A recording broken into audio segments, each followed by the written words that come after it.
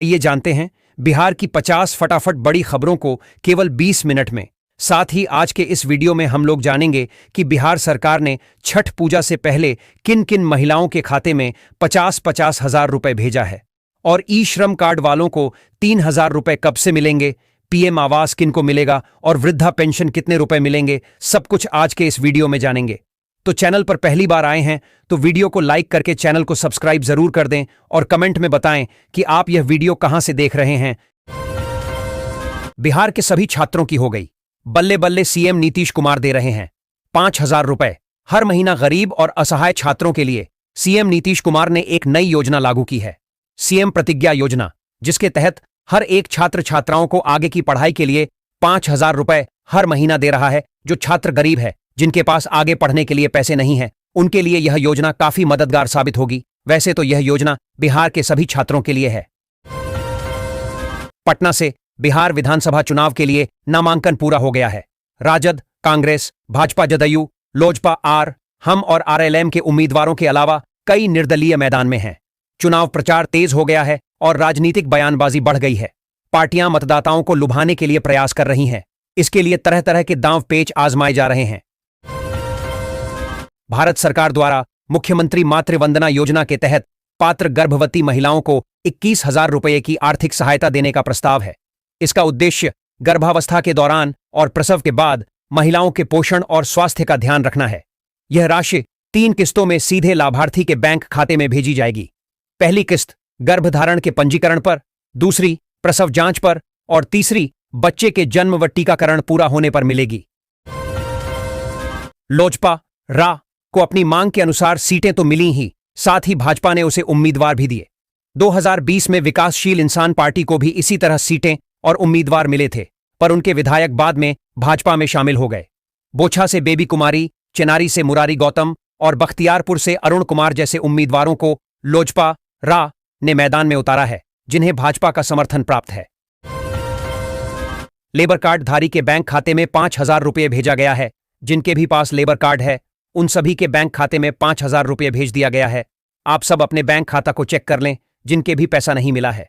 कुछ दिनों में उन सभी के खाते में 5,000 रुपये भेज दिया जाएगा। यह पैसा लेबर कार्ड धारकों के लिए है।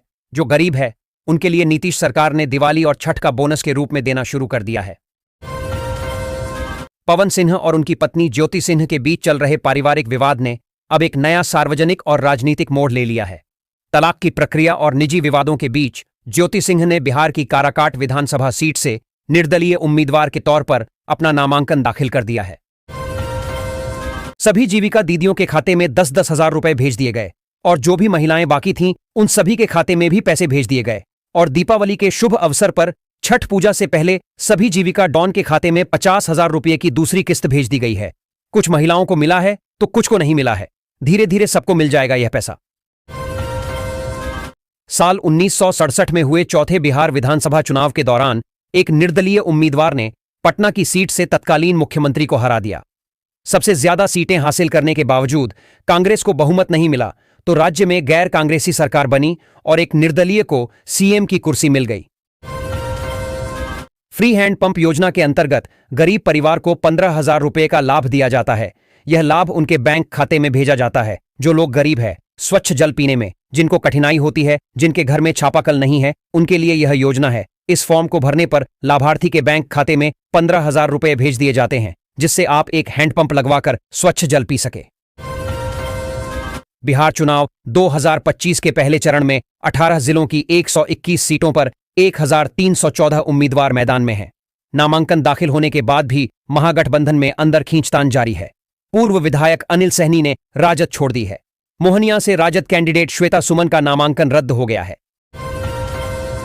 भारत सरकार सुमंगला योजना के अंतर्गत भारत देश के सभी लोगों को 21,000 रुपये हर महीना देने का घोषणा किया है, लेकिन इस योजना का लाभ केवल वही लोग उठा सकते हैं जिनके बैंक खाता में आधार लिंक किया हुआ हो और जिसके पास यह श्रम कार्ड हो। अगर आप सभी के पास आई श्रम कार्ड है तो जल्द ही आवेदन करें, और जिनके पास आई श्रम कार्ड नहीं है, जल्द से जल्द बनवा ली और अपना खाता जरूर से चेक कर ले ई-केवाईसी किया हुआ है या नहीं। बिजली बिल माफी योजना गरीब और असहाय बेरोजगार मजदूरों के लिए सरकार एक योजना लाई है जो अपना बिजली का बिल जमा नहीं कर सकते हैं। उनके लिए यह योजना है। इस योजना के तहत अगर आपका बिजली का बिल 50,000 रुपए तक बाकी है तो भी माफ हो जाएगा। आपको केवल अपने नजदीकी कार्यालय में जाकर आवेदन देना होगा और अपने बिजली से संबंधित फॉर्म भरना होगा और उसे कार्यालय में जमा कर देना होगा। उसके बाद आपका सारा बकाया बिल माफ हो जाएगा। असदुद्दीन ओवैसी की पार्टी एआईएमआईएम सीमांचल में अपनी ताकत बढ़ाने के लिए तैयार है। 2025 बिहार चुनाव में बेहतर प्रदर्शन के लिए पार्टी ने पूर्णिया, कटिहार, अररिया और किशनगंज में उम्मीदवार उतारे हैं। ओवैसी ने राजद को गठबंधन का प्रस्ताव भी दिया ताकि मुस्लिमों का समर्थन मिल सके। पिछले चुनाव में एआईएमआईएम ने सीमांचल से 5 सीटें जीती थीं और इस बार वे अपनी पकड़ मजबूत करने की कोशिश कर रहे हैं। वृद्धा पेंशन को बढ़ाकर 3,000 रुपये कर दिया गया है। अगर आपको पेंशन मिलता है तो अब अगले महीने से आपको 3,000 रुपये का पेंशन दिया जाएगा। इसके लिए आपके पास आई श्रम कार्ड होना जरूरी है। अगर आपके पास आई श्रम कार्ड है तो आप 3,000 रुपये महीने का पेंशन ले सकते हैं। सरकार ने आई श्रम पेंशन योजना एक नया स्कीम लॉन्च किया है जिसके तहत आपको 3,000 रुपये का पेंशन दिया जाएगा। बिहार विधानसभा चुनाव की वोटिंग से पहले ही महागठबंधन का दूसरा विकेट गिर गया है। कैमूर जिले की मोहनिया विधानसभा सीट से राष्ट्रीय जनता दल आरजेडी की उम्मीदवार श्वेता सुमन का नामांकन रद्द हो गया है। इससे पहले पूर्वी चंपारण जिले की सुगौली सीट से राजद की सहयोगी विकासशील इंसान पार्टी वीआईपी के उम्मीदवार शशि भूषण सिंह का नामांकन रद्द हुआ था। पीएम किसान सम्मान निधि योजना का 2,000 रुपये छठ पूजा से पहले सभी किसान भाइयों के खाते में भेज दिया गया है।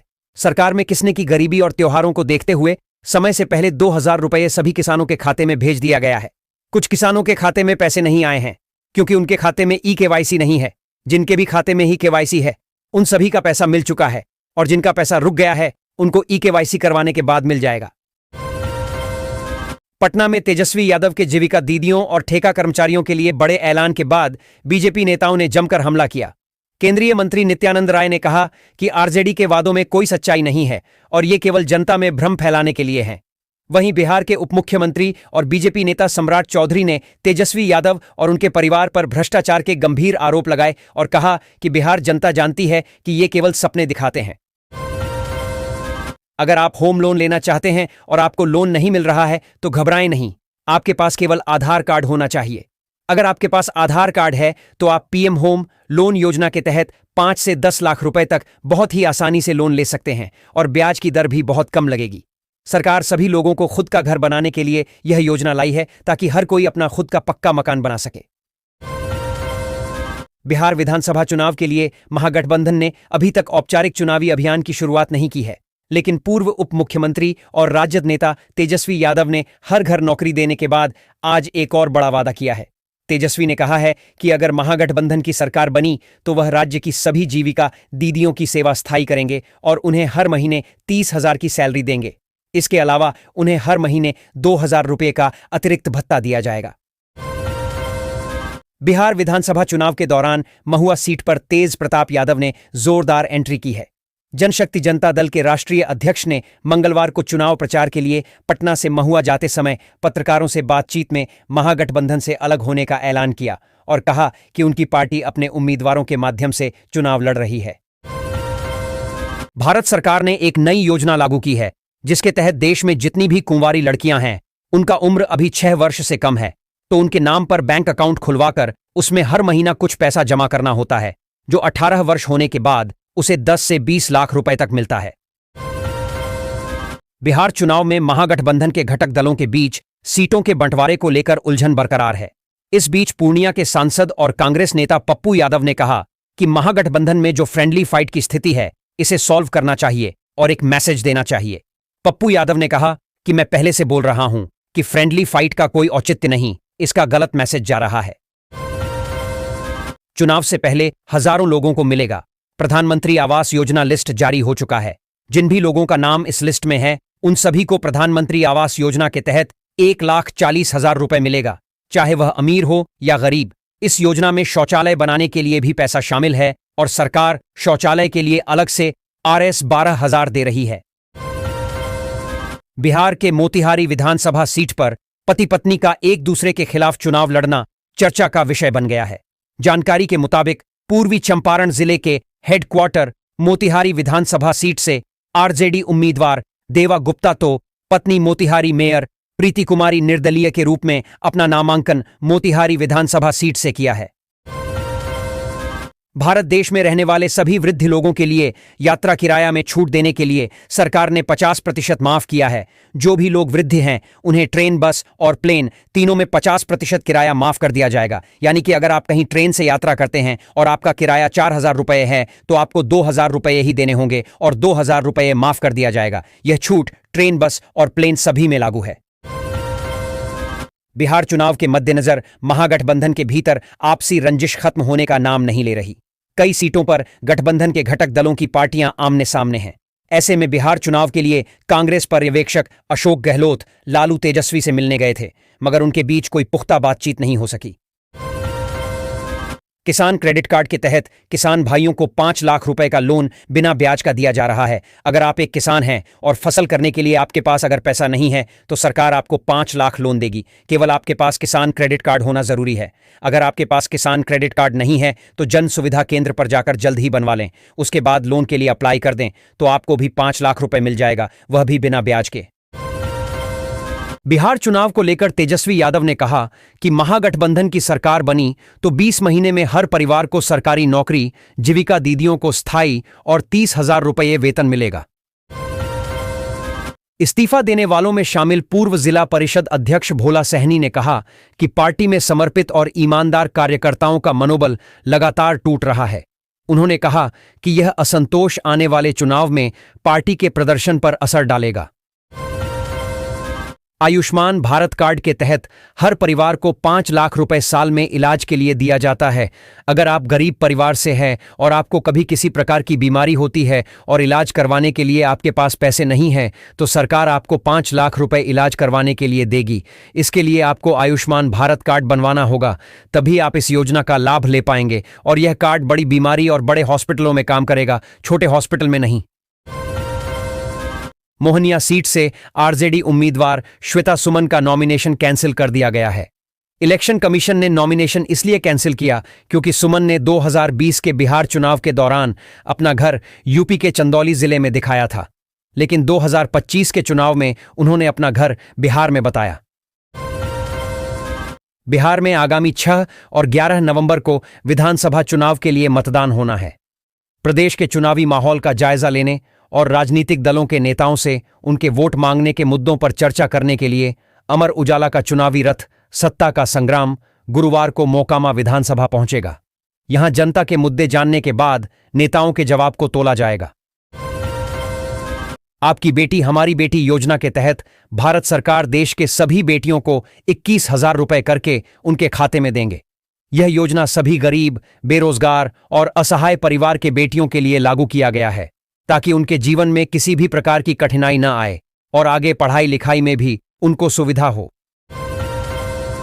बिहार विधानसभा चुनाव 2025 में चिराग पासवान की लोक जनशक्ति पार्टी रामविलास को 2 सीटों पर सहयोगी दलों के बागियों ने टेंशन दे दी है। मुख्यमंत्री नीतीश कुमार की party Janata Dal United JDU और केंद्रीय मंत्री जीतन राम मांझी के हिंदुस्तान आवाम मोर्चा हम के बागियों ने लोजपा आर के उम्मीदवारों के खिलाफ नामांकन कर दिया है। बिहार विधानसभा चुनाव 2025 में अलग रंग देखने को मिल रहा है।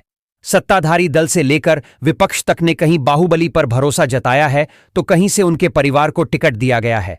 जेडीयू ने मोकामा से अनंत सिंह को प्रत्याशी बनाया है तो वहीं दानापुर से आरजेडी ने रीतलाल यादव को मौका दिया है। इस तरह बिहार की कई ऐसी सीटें हैं जिसकी चर्चा काफी हो रही है। छठ महापर्व के लिए पटना ट्रैफिक पुलिस ने यातायात व्यवस्था में बदलाव किया है। 27 और 28 अक्टूबर को कई मार्गों पर वाहनों का परिचालन प्रतिबंधित रहेगा। अशोक राजपथ पर कारगिल चौक से दीदारगंज तक वाहनों की आवाजाही बंद रहेगी। जेपी सेतु पर भी वाहनों का परिचालन रोका जाएगा। श्रद्धालुओं से अपील है कि वे घाटों तक पैदल जाएं और पुलिस के निर्देशों का पालन करें। बिहार चुनाव के बीच पटना साहिब की सीट पर सभी का ध्यान तेजी से जा रहा है। इस सीट से कांग्रेस ने शशांत शेखर को चुनाव मैदान में उतारा है। शशांत शेखर विदेश में शानदार नौकरी करते थे, जिसे छोड़कर वे बिहार के चुनावी रण में कूद गए हैं। दशरथ मांझी के बेटे भागीरथ मांझी को कांग्रेस से टिकट नहीं मिलने पर निराशा हुई। उन्होंने राहुल गांधी से टिकट का वादा मिलने के बावजूद इनकार करने का आरोप लगाया। भाजपा ने कांग्रेस पर दलितों का अपमान करने का आरोप लगाया। साथ ही महागठबंधन में सीट बंटवारे को लेकर असंतोष भी सामने आया है। बिहार चुनाव का बिगुल बज चुका है। राज्य में अगले महीने नवंबर में विधानसभा चुनाव के लिए मतदान होने हैं। ऐसे में राज्य के 17.7% आबादी वाले मुस्लिम वोटर लगभग 50 से 70 सीटों पर निर्णायक भूमिका निभाते हैं। राज्य में मुस्लिमों की कुल आबादी 17.7% है, लेकिन विधानसभा में उनकी हिस्सेदारी 8% से भी कम है। मौजूदा चुनाव में राजनीतिक दलों ने 60 के करीब मुस्लिम प्रत्याशी उतारे हैं। बिहार की राजनीति में बड़ा उलटफेर हुआ है। राजद के स्टार प्रचारक को भाजपा ने अपने खेमे में शामिल कर लिया है। इस घटनाक्रम से लालू प्रसाद यादव और तेजस्वी यादव को करारा झटका लगा है। भाजपा की इस चाल से बिहार की राजनीति में नई समीकरण बनने की संभावना है। यह राजद के लिए एक बड़ी चुनौती साबित हो सकती है। लोकसभा चुनाव के लिए माकपा और लोजपा रामविलास ने अपने 40-40 स्टार प्रचारकों की सूची जारी की है। माकपा की सूची में वरिष्ठ नेता शामिल हैं जो बिहार में रैलियां करेंगे। लोजपा रामविलास के स्टार प्रचारक भी पार्टी का संदेश जनता तक पहुंचाएंगे। बिहार के सिवान जिले में स्थित दरौली अनुसूचित जाति एससी के लिए आरक्षित सीट है। यह सीट जिले के दरौली, गुठनी और अंदर प्रखंडों को शामिल करती है और जिले के पश्चिमी छोर पर उत्तर प्रदेश की सीमा से सटी हुई है। घाघरा नदी के उपजाऊ मैदानों में बसे इस इलाके की अर्थव्यवस्था का मुख्य आधार कृषि है। यहां धान, गेहूं और मौसमी सब्जियों की खेती व्यापक रूप से की जाती है। हालांकि रोजगार के सीमित अवसरों के कारण बड़ी संख्या में लोग महानगरों की ओर पलायन भी करते हैं। मोतिहारी के मधुबन विधानसभा सीट से राजद नेता मदन प्रसाद शाह को टिकट नहीं मिलने पर जमकर हाई वोल्टेज ड्रामा किया। राबड़ी आवास के बाहर मदन प्रसाद शाह कुर्ता फाड़ बीच रोड पर ही लेट गए। इसके बाद उन्होंने 2 करोड़ से भी ज्यादा रुपये डिमांड करने का आरोप भी लगाया। सोलर आटा चक्की योजना ग्रामीण क्षेत्रों के लिए एक महत्वपूर्ण पहल है। इसमें 15,000 रुपये की वित्तीय सहायता एक बड़ा प्रोत्साहन है। यह राशि लोगों को सौर ऊर्जा से चलने वाली आटा चक्की स्थापित करने में मदद करेगी। इससे किसान और छोटे उद्यमी बिजली या डीजल पर निर्भरता कम कर सकते हैं, जिससे उनकी परिचालन लागत घटेगी। यह योजना पर्यावरण के अनुकूल भी है क्योंकि यह स्वच्छ ऊर्जा का उपयोग करती है। यह ग्रामीण अर्थव्यवस्था को मजबूत करने और स्वरोजगार को बढ़ावा देने में सहायक है। पूर्व विधायक आशा देवी ने भाजपा का दामन थाम लिया है, जिससे क्षेत्र में राजनीतिक हलचल तेज हो गई है। उनके इस कदम से राजनीतिक समीकरणों में बदलाव की संभावना जताई जा रही है और उनके समर्थकों में उत्साह का माहौल है। बिहार विधानसभा चुनाव 2025 में महिला वोटर्स को हर कोई अपनी तरफ करना चाहता है। भारतीय राष्ट्रीय कांग्रेस नीत, भारतीय राष्ट्रीय विकासात्मक समावेशी गठबंधन इंडिया के घटक दल राष्ट्रीय जनता दल आरजेडी और भारतीय जनता पार्टी नीत, भारतीय राष्ट्रीय जनतांत्रिक गठबंधन दोनों ही महिलाओं का मत हासिल करने के लिए वादे कर रही हैं।